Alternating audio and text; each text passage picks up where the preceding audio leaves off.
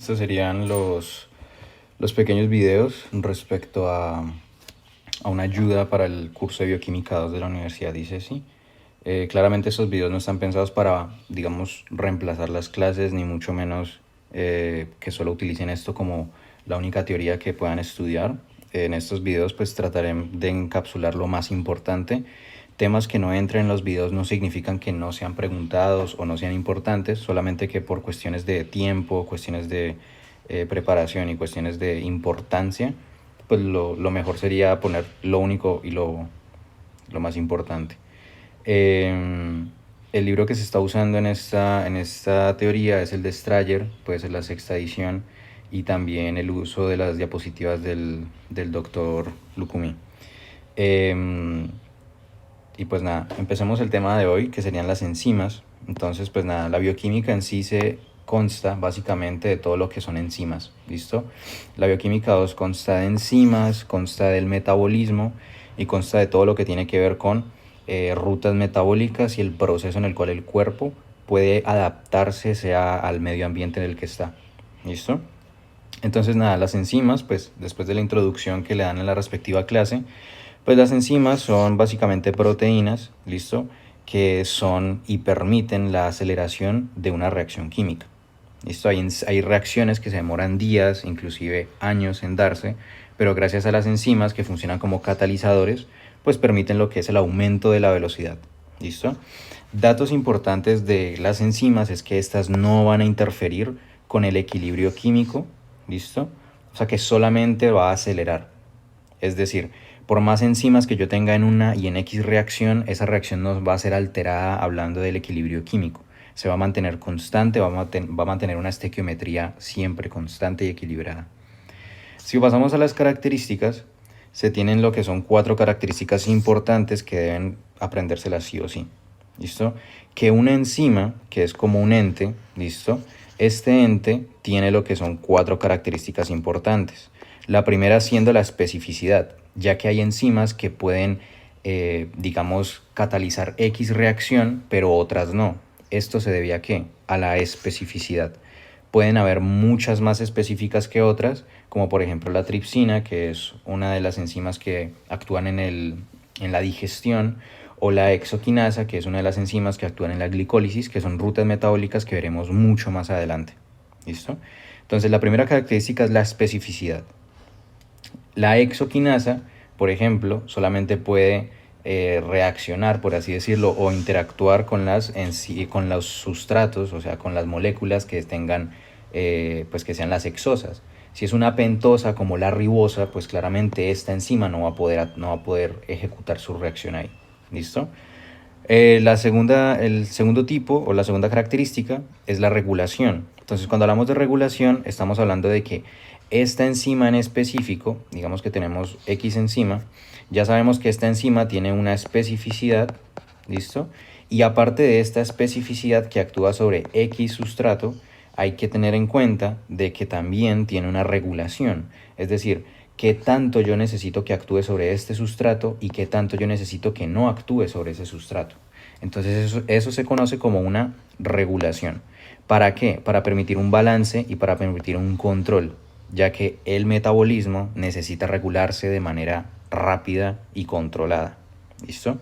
Luego tenemos la tercera característica que hace referencia a los cofactores. Cuando hablamos de cofactores, estamos hablando de, pues, es de como cooperación o de ayuda, ¿listo? Y hay factores que van a ayudar a la enzima en específico. En este caso tenemos lo que sería una enzima, que es lo que hemos venido hablando, más otra molécula, ¿listo? Entonces eso sería un cofactor. Entonces, por ejemplo, si yo borro acá esto, tendríamos que esto de acá sería la enzima, ¿listo? Y esta enzima pues es básicamente proteínas, o sea que son aminoácidos unidos entre ellos y plegados, ¿listo?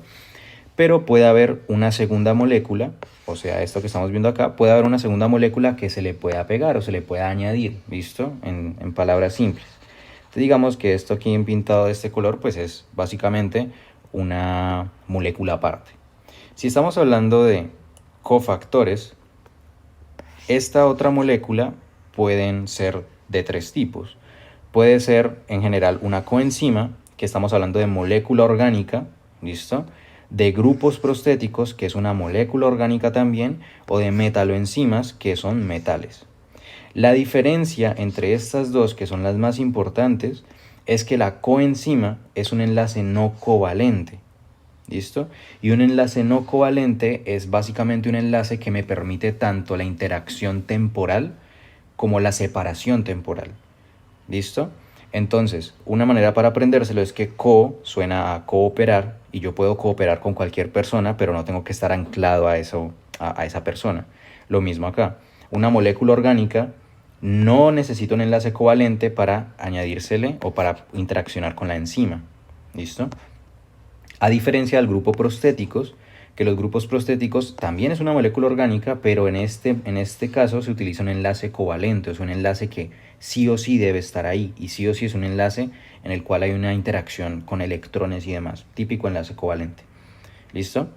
La mnemotecnia, pues es que esta es como una prótesis y yo necesito de la prótesis para poder ejecutar X acción. Entonces, pues el enlace covalente es algo más establecido y más acentuado, entonces esa es la diferencia. Y las metaloenzimas pues son básicamente metales, o sea que son inorgánicos y pues que están por enlaces de su respectiva naturaleza. Entonces ya tenemos tres tipos de características: especificidad, regulación, cofactores.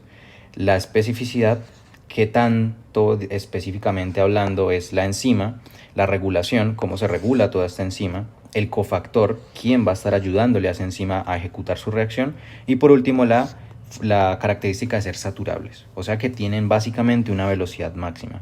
Siempre que les hablen de qué tan saturable es una enzima, piensen en qué la velocidad máxima puede obtener. ¿Listo? Entonces, velocidad máxima hace referencia a qué tan rápido puede trabajar esa enzima bajo determinado sustrato, entorno y medio. ¿Listo? Entonces, esas son las 4 características importantes que deben siempre tener en cuenta, ya que siempre que vayan a hablar de una enzima nueva deben tener en cuenta la especificidad, cómo se regula, con quién lo hace y qué tanto o qué tan saturable es. ¿Listo? Si pasamos a lo que es enzimas, que habíamos hablado de acá, que son enzimas que tienen los cofactores, a esto se le determina o se le denomina una enzima compleja. ¿Listo?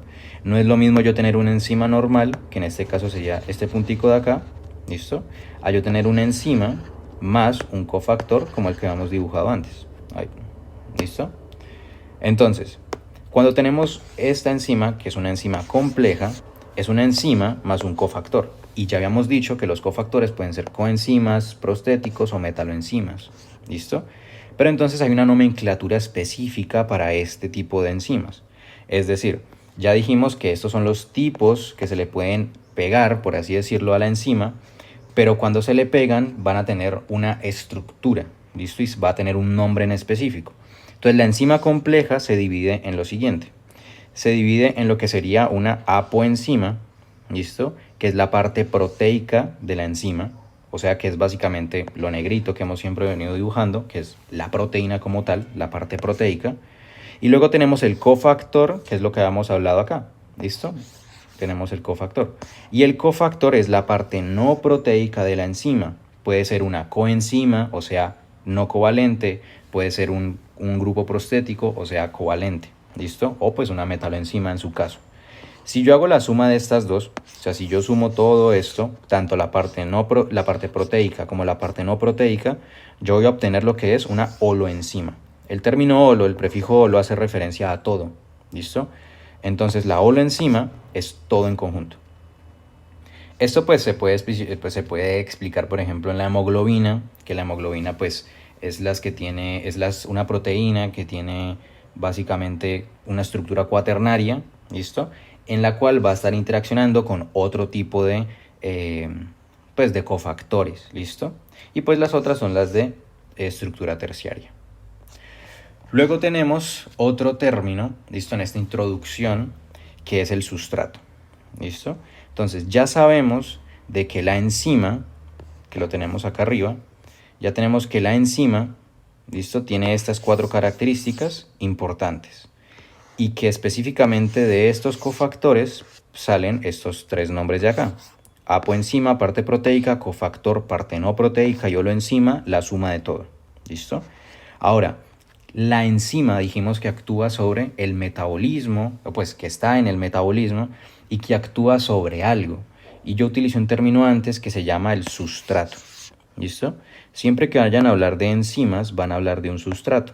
Entonces, la enzima, imagínense que es la bolita que siempre hemos venido hablando, y que esto de acá, cuadradito, es el sustrato. La enzima, como habíamos dicho, no va a afectar el equilibrio químico. ¿Listo? Entonces la enzima solamente se introduce, agarra el sustrato, lo convierte en producto. ¿Listo? Entonces, más adelante vemos cómo funciona, cómo lo hace, por qué lo hace, convertir sustrato en producto, cómo realiza ese proceso, pero lo importante es tener en cuenta lo que es la definición. Entonces, el sustrato son las moléculas que van a entrar en el sitio activo de la enzima o de las enzimas. ¿Listo? Y esto se hace mediante enlaces no covalentes. Y esto es muy importante ya que yo necesito que no se me afecte el equilibrio químico. Y para que no se vaya a afectar el equilibrio químico, tiene que haber un enlace no covalente, porque si se, por así decirlo, si se pega covalentemente, pues no va a volver a salir. Y si no sale o se le dificulta la salida, va a haber una alteración en la estequiometría. Entonces ya tendríamos lo que es el sustrato con su definición. Pero en este punto tenemos algo que se llama el sitio activo. ¿A qué hace referencia el sitio activo? Entonces el sitio activo es básicamente un sitio en el cual van a estar sucediendo las reacciones entre la enzima y el sustrato. Entonces nosotros teníamos nuestra enzima, teníamos nuestro sustrato, ¿listo? Y acá imagínense ustedes que tenemos otro cuadradito así, ¿listo? Igualito, pues casi igualito al sustrato. Entonces lo que va a suceder es que el sustrato, mediante enlaces no covalentes, se le va a introducir en el sitio activo, y justo aquí es donde va a suceder la reacción o la catálisis, y es donde se va a transformar luego en el producto. ¿Qué características tiene el sitio activo? Entonces el sitio activo, y esto es muy importante, ya que pues es algo que constantemente preguntan y puede ser un poco ambiguo si no se tiene claro la teoría, es que el sitio activo primero no tiene aminoácidos, AA es aminoácidos consecutivos. Es decir, si uno lo observa desde la estructura como tal, uno diría que acá están consecutivos. Acá yo tengo 1, 2, 3, 4, 5 y 6. Listo, yo los veo en línea. Pero ¿qué pasa si yo extiendo toda esta marañada de cadena polipeptídica? Lo que va a suceder es que si yo la extiendo de esta manera, yo voy a obtener lo siguiente. Puede que mi aminoácido número 1, el número 4, el 6, acá puntos suspensivos pues porque se sigue pues la secuencia, 20, luego más puntos suspensivos y 128. Entonces, cuando hablamos de que no son consecutivos, hace referencia a que no van a estar uno seguido del otro. Es decir, puede que en el sitio activo estén juntos, pero al momento de yo alinear o desarmar esa estructura y convertirla en lineal, siempre van a estar separados. ¿Listo? El 6 no sigue después del 20 o está antes, el 1 está después del y así sucesivamente. ¿Listo? Entonces, primera característica esa. Segundo, debe estar expuesto al solvente. Entonces acá vuelvo a tomar mi enzima. ¿Qué pasa si este sustrato está en el medio acuoso? ¿Listo? Esto imaginemos que es agua. ¿Listo? Está en el medio acuoso, en el cuerpo. Y esta enzima, imaginemos que el sitio activo no lo tiene donde lo había pintado, sino que el sitio activo lo tiene justo en el centro. ¿Listo? Imaginemos esto como 2D. Entonces, ¿qué pasa? El sustrato no va a poder ingresar porque tiene lo que son unas barreras, por así pensarlo. ¿Listo? Entonces, el sitio activo, como característica principal, aparte de que no tiene aminoácidos consecutivos, es que este sitio activo debe estar expuesto al solvente. ¿Por qué? Porque las enzimas pues no tienen, no son entes pues, que piensan, son simplemente moléculas, es materia. Y las reacciones ocurren por choques. Entonces estas moléculas están siempre así, chocándose entre ellas. ¿Listo? Entonces lo que va a suceder es que si tiene el sitio activo expuesto al solvente, lo que va a suceder es que por la suerte, la aleatoriedad, pues lo que va a suceder es que se va a meter en el sitio activo. ¿Listo? Entonces debe estar expuesto al solvente. Y acá otra característica muy importante, y es que el sitio activo, aparte de expulsar el agua del H2O, no es hidrofóbico. Es decir, si yo tengo, por ejemplo, una molécula como la glucosa, ¿listo? Y la glucosa, pues voy a dejarla así de rapidez. La glucosa tiene muchos OHs, listo, imaginemos así, puros OHs. Si yo tengo agua en el medio, estos OHs pueden interaccionar muy fácilmente con la glucosa. Por ende, lo que va a suceder es que va a haber una mala reacción. Entonces el sitio activo, al estar expuesto al solvente, va a estar en contacto con el agua. Entonces el sitio activo dice, listo, yo estoy expuesto al solvente, pero ¿qué necesito? Expulsar el agua de mi sitio activo para que estos OHs de la glucosa, por ejemplo, puedan entrar al sitio activo como sustrato y puedan generar la reacción de catálisis. ¿Listo? Entonces, para que no nos enredemos con glucosa, con agua y demás, piensen que el sitio activo debe estar seco, pero eso no quiere decir de que sea hidrofóbico, porque si fuese hidrofóbico, ningún sustrato o muy pocos se le iban a pegar. ¿Listo? Porque muy pocas moléculas son hidrofóbicas en el cuerpo. Entonces acá tendríamos lo que es básicamente esas características. ¿Listo? Acá les puse pues que son máximo 8 aminoácidos no consecutivos. ¿Listo? Y pues así se vería una proteína pues hecha a grosso modo, y acá se vería de manera lineal. Entonces, para hacer como una especie de resumen de manera sencilla, habíamos hablado de que el metabolismo y que todo el cuerpo en general necesita de enzimas. ¿Listo? ¿Para qué? Para generar reacciones viables.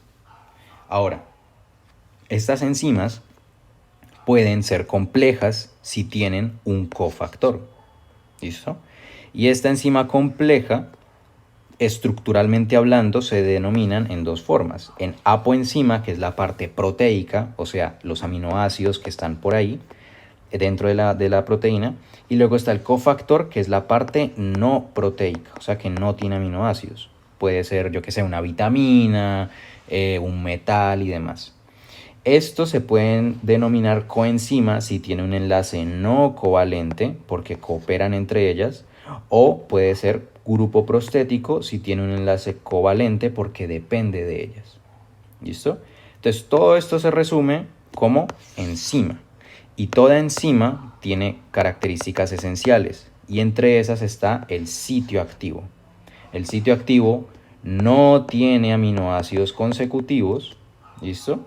Y el sitio activo es el lugar donde va a entrar el sustrato, ¿listo? Una mnemotecnia que utilizan también es que sitio activo S de sustrato, ¿sí? Como para que se vayan familiarizando con eso. Entonces el sustrato entra al sitio activo, y cuando entra al sitio activo lo que va a suceder es que va a generar una reacción y por ende va a crear un producto. Eso es básicamente lo que hemos visto hasta ahora. Entonces, hay diferentes tipos de enzima y hay muchas clases de enzima, ¿listo? Pero pues nada, o sea, las importantes y en general lo que se usan son estos 6 tipos que tenemos acá, ¿listo? Entonces, ¿que se los tienen que aprender? Sí, se los recomiendo porque es mucho más sencillo cuando se lo aprenden y no se lo memorizan, sino que lo entienden, ¿listo? Siempre que hablemos de tipos de enzimas, de clase de enzimas, siempre apréndanselos en el orden en que aparecen en esta tablita. ¿Listo? Acá me faltó un cachito de la diapositiva, pero pues ya cuando el doctor les entregue las diapositivas, pues ustedes pueden completarlo. Yo aquí se los escribí como para no dejarlo ahí inconcluso. Entonces, siempre que hablen de las clases de enzimas, entiendan de que si hablan de la clase número 1, van a hablar exclusivamente y siempre de la oxidorreductasa, por ejemplo. ¿Listo? Entonces, 6 tipos de clase de enzimas. Van a haber muchísimas enzimas que pueden entrar en una categoría o en otra, pero todas siempre van a tener la misma clase. Es decir, puede ser que sea para una reacción de glucólisis o una reacción de ciclo de Krebs, pero puede que compartan el hecho de que son de la misma clase. ¿Listo? Entonces, ¿cómo funciona esto? Acá yo les puse escrito lo que son varios ejemplos de estas mismas clases de enzimas. Entonces vamos a ir abordándolas una por una y para ir tratando de conocerlas. No tienen que aprenderse los ejemplos como tal, ¿listo? Porque pues el curso de Bioquímica 2 se enfoca básicamente en las enzimas y el metabolismo y cómo esas enzimas actúan en el metabolismo.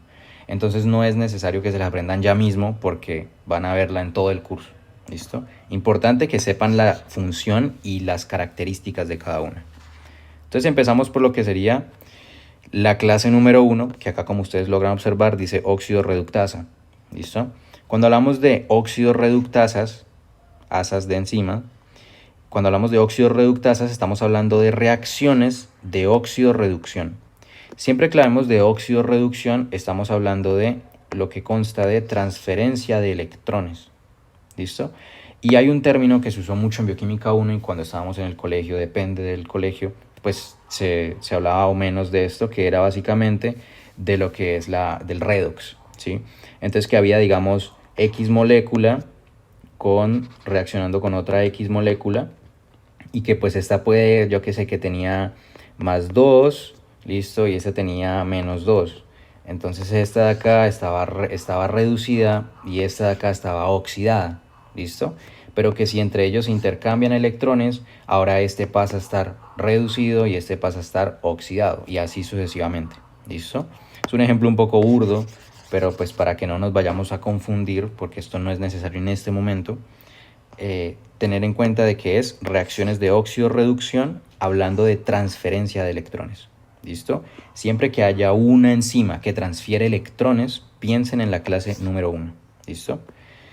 Un ejemplo, y que lo van a repetir demasiado en el curso, es en el proceso en el cual se convierte de piruvato a ácido láctico, por ejemplo, o lactato.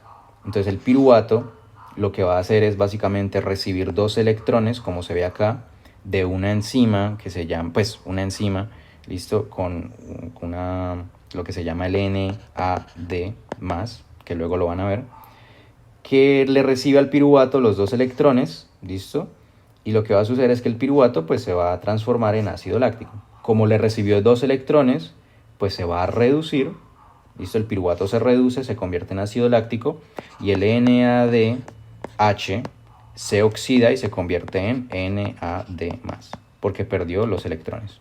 ¿Listo? No tienen que aprenderse esto todavía, es un ejemplo para que vayan como pues, familiarizándose con el término. Luego tenemos el tipo número 2, ¿listo? Que son las transferasas. Transferasas hace referencia a transferir grupos entre 2 moléculas diferentes. Y ojo con esto, cuando hablamos transferir grupos, estamos hablando de transferencia de grupos funcionales, sea OH, sea NH, sea, bueno, muchos grupos más, ¿listo? Importante saber que cuando hablamos de transferasas, yo puedo tener una molécula acá y puedo tener otra molécula aquí, ¿listo? Y digamos que esta tiene un OH. La transferasa lo que va a hacer es agarrar este OH y se lo va a pasar a la otra molécula, ¿listo? Por eso les escribo aquí moléculas diferentes, porque más adelante hay una enzima que puede parecerse, pero no es lo mismo, ¿listo? Entonces tenemos la primera oxidorreductasas, la segunda transferasas, la tercera que tenemos en este punto de acá, que son las hidrolasas. Entonces las hidrolasas, básicamente, como su nombre lo dice, hidro de agua, lasas de ruptura, pues de enzimas. Entonces lo que hacen estas son romper enlaces usando H2O. ¿Listo? Siempre que en las reacciones ustedes vean que entra agua, es porque va a romper un enlace. ¿Listo? Entonces son las hidrolasas. Esta no tiene misterio, es bastante sencilla. Luego tenemos la cuarta, que la cuarta se conoce como las liasas. Acá la pueden ver. Las liasas pueden añadir, ¿listo? O pueden quitar grupos funcionales, pero su sello o su firma, por así decirlo, como enzima, es dejar siempre un doble enlace. Sea si añade o sea si quita, ¿listo? Siempre va a dejar un doble enlace. Entonces, si una enzima entra y deja un doble enlace, piensen en siempre una liasa. Liasa, ¿listo? Luego tenemos la quinta, que son las isomerasas. Y estas son las que yo les dije que se parecen más o menos a las transferasas, que son las tipo 2. ¿Por qué? Porque las isomerasas lo que hacen es isomerizar.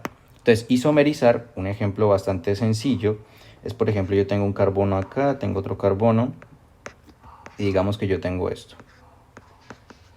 ¿Listo? Pensemos que yo tengo esto así súper sencillo. Entonces, imagínense que este OH está hacia el lado derecho. ¿Listo? Yo necesito pasar del lado derecho al lado izquierdo. Entonces, ¿qué hace la enzima? Quita este OH, bueno, quita el O solamente, ¿listo? Y coloca el H acá y coloca el OH acá. Esto es isomerizar. ¿Listo? Hay diferentes tipos de isomerización, ¿listo? De estereoisómeros y demás, de grupo funcional, pero pues eso lo van viendo más adelante. Pero lo importante que sepan es que este cambio, acá hubo un cambio de grupo funcional, en el sentido de que lo cambió de posición, ¿listo? Pero no lo cambió de molécula. La molécula sigue siendo la misma y solo cambió de posición, o sea que es una isomerización. Pero si yo tuviese otra molécula por acá, ¿listo? Cualquier molécula, X molécula, y yo intercambio este con este, ¿listo? Esto ya sería una transferasa. Y ahí es cuando cambia la cosa. Por eso no confundan transferasa con isomerasa, creo que se llama así, las isomerasas, que es la quinta. Y luego tenemos la sexta, que son las ligasas. ¿Listo? Ligasas, no liasas. Las ligasas, que son la sexta, pues como su nombre lo dice, liga, o sea que va a pegar. ¿Y qué hace? Pues lo que hace es pegar dos sustratos usando ATP. Esto es muy común, no lo vamos a ver tanto en el curso, pero esto es muy común en lo que tiene que ver con biología molecular y con todo el tema de ADN y ARN. ¿Listo? Entonces, pues nada, tenemos lo que sería la clase 1 óxido reductasa, clase 2 transferasa, clase 3 hidrolasas, clase 4 liasas, clase 5 isomerasas y clase 6 ligasas. Acá tienen ejemplos, listo, en la tablita tienen ejemplos de cada una de las enzimas, pero pues nada, eso luego lo van a ver más a profundidad en el curso. Ahora, para finalizar esta parte, listo, vamos a hablar de cómo hace la enzima para convertir de sustrato a producto. Y sobre todo, cómo hace la enzima para entrar en la reacción, pero no la altera. ¿Listo? No la altera. Entonces, ¿cómo funciona esto? Hay un término muy importante que es el famoso estado de transición. Entonces, el estado de transición hace referencia a un estado en el cual se encuentra el sustrato, perdón. ¿Listo? Entonces, acá les puse una definición que es, entre comillas, ¿listo? La estabilización del estado de transición del sustrato. ¿Listo? ¿Y qué es el estado de transición?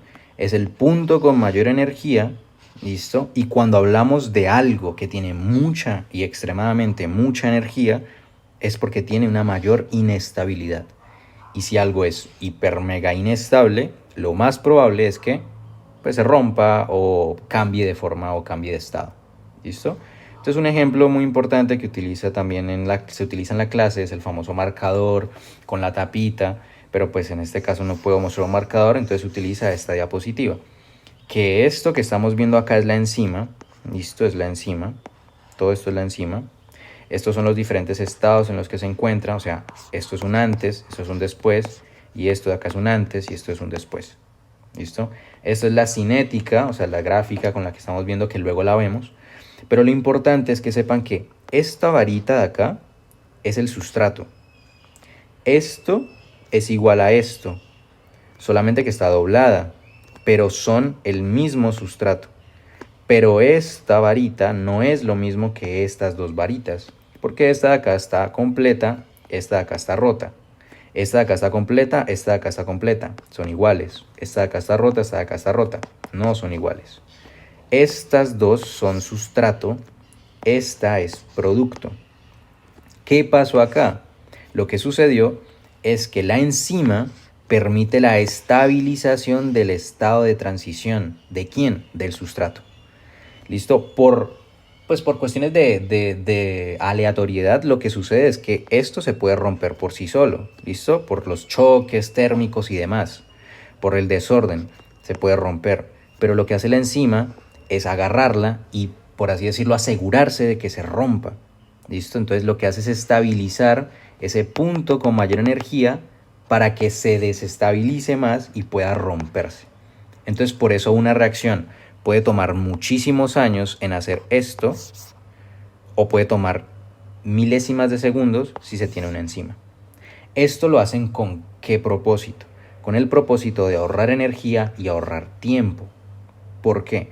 Porque el metabolismo básicamente cambia, ¿listo? El entorno en el que estamos cambia sin previo aviso y por ende debe haber un ajuste y una adaptación al TAN, ¿listo? No es lo mismo si yo voy corriendo porque estoy haciendo ejercicio, así me persiguen porque me van a robar.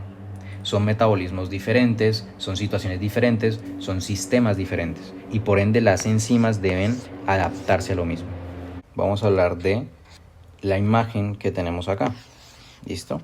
¿Cómo hace la enzima para básicamente estabilizar el estado de transición y poder lograr pues pasar de sustrato a producto? Entonces, acá tenemos lo que es en el eje Y la energía, en el eje X el avance de reacción en el tiempo y acá tenemos lo que sería el sustrato. Acá la línea roja me muestra lo que es una reacción sin la enzima y acá con azul lo que es la reacción con la enzima. Como se puede observar, lo que es en la enzima rojita, en la enzima roja, logramos observar que básicamente se necesita demasiada energía, ¿listo? Se necesita demasiada energía, específicamente de activación, para yo lograr, por así decirlo, pasar de sustratos a productos, ¿listo? Este es el estado de transición. Entonces, sin enzima necesito demasiada energía y aparte de demasiada energía necesitaría demasiado tiempo también, dependiendo de la reacción. Pero con la enzima lo que sucede es que esta energía de activación que estamos viendo acá pasa de ser de esto a esto pequeño. Y esto es casi la mitad, menos de la mitad. Entonces lo que hace la enzima es estabilizar el estado de transición y por ende disminuye la energía de activación. Entonces por eso acá les escribí que la energía de activación se disminuye al momento de estabilizar el estado de transición. Por ende, es un ahorro de energía y también un ahorro de tiempo. Entonces así es como funcionan las enzimas. ¿Cómo funciona una enzima? Pues básicamente estabiliza el estado de transición que tiene demasiada energía para disminuir la energía de activación y por ende ahorrar energía, tiempo y que pase de sustrato a producto en un momento demasiado, pues en un periodo de tiempo demasiado rápido. ¿Listo? Entonces eso sería cómo funciona la enzima. Ahora, vamos a hablar de la cinética enzimática, ¿listo? Que esa es la parte ya, digamos, no tediosa, pero pues es cuestión de ponerle demasiado cuidado y de lograr entenderlo, porque si no se entiende, cuando usemos términos más adelante, cuando usemos los mismos términos más adelante, pues lo que va a suceder es que no vamos a entender mucho. Y bueno, hasta acá el primer video. La verdad pensé que me iba a dar tiempo a hablar de cinética enzimática y demás, pero pues esto lo dejamos para el segundo video. Acá se abordó temas de lo que es, pues qué es la enzima, características de las enzimas, propiedades de las enzimas y cómo funciona la enzima. Esto pues lo hago con la cuestión de ayudar al curso de bioquímica 2 que tomamos en medicina. Y pues nada, cabe recalcar que siempre hay error al humano, pues porque yo soy humano y por ende podemos cometer errores.